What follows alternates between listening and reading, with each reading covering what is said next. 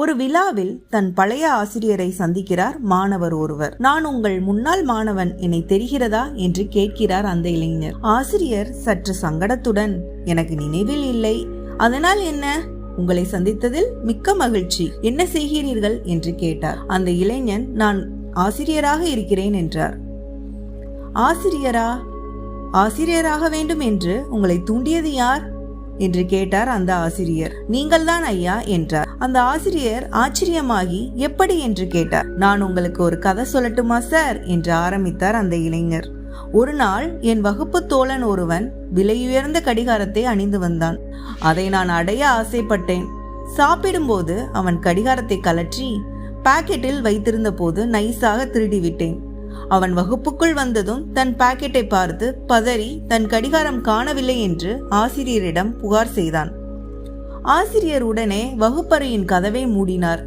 எனக்கு மிகவும் அவமானமாக போய்விட்டது. யாராவது சோதனை செய்தால் மாட்டிக்கொள்வோமே என்று கலங்கினேன்.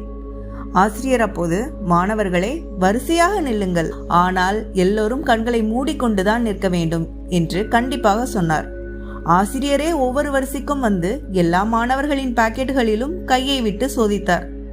என்னுடைய பாக்கெட்டுக்குள் கையை விட்டார், கடிகாரத்தையும் எடுத்துக்கொண்டார். ஆனால் எல்லா மாணவர்களும் கண்களை மூடி இருந்ததால் யாரும் இதை பார்க்கவில்லை. பின்னர் அந்த கடிகாரத்தை அதன் சொந்தக்காரனிடம் கொடுத்து விட்டார். ஆனால் அது பற்றி ஒரு வார்த்தை கூட என்னிடம் கேட்கவில்லை. வேறு யாரிடமும் புகாரும் செய்யவில்லை. அந்த ஆசிரியர் நீங்கள்தான். திருடன், மோசடிக்காரன் என்றெல்லாம் திட்டாமல் என்னை மன்னித்தீர்கள். என் மானத்தையும் காப்பாற்றினீர்கள். தப்பு செய்தவர்களை இப்படியும் ஒரு ஆசிரியரால் மன்னிக்க முடியுமா என அன்று நான் ஆச்சரியப்பட்டேன். இதைத்தான் என் வாழ்க்கையிலும் மேற்கொள்ள விரும்பினேன். அதனால்தான் ஆசிரியரானேன். இப்போதாவது என்னை தெரிகிறதா என்று அந்த இளைஞர் கேட்டார்.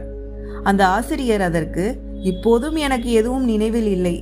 ஏனென்றால் தப்பு செய்த மாணவனை அடையாளம் கண்டு எதுவும் தண்டனை தந்துவிடக்கூடாது என்பதற்காக நானும் அந்த நேரத்தில் கண்களை மூடிக்கொண்டிருந்தேன் என்றார்.